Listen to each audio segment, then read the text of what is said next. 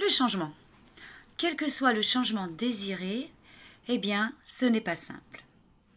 La PNL permet le changement et permet surtout à la personne de se placer dans une attitude flexible, créative. Elle propose de se placer dans le cadre d'un changement voulu. La PNL va permettre d'aborder le changement d'une façon méthodique, en explorant les 3 états liés au changement.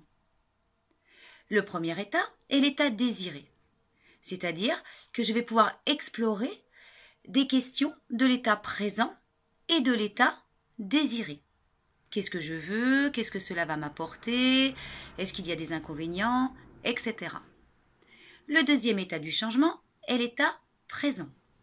Quels sont les avantages de l'état présent? Quels sont les inconvénients de cet état présent?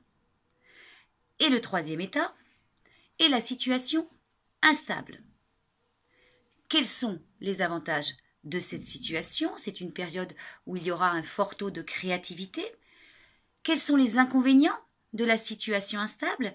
Eh bien, je vais perdre mes repères, je vais être dans cette instabilité, dans une certaine fragilité, parce que je pars d'un point A pour me rendre à un point B, et entre les deux, c'est un peu le flou.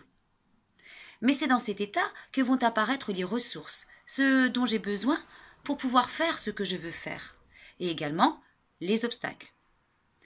C'est bien sûr ce qui rend les choses un peu plus difficiles, voire parfois impossibles.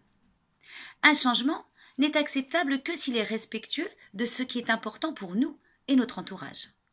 La PNL parle donc d'écologie et est très centrée sur cet aspect du changement.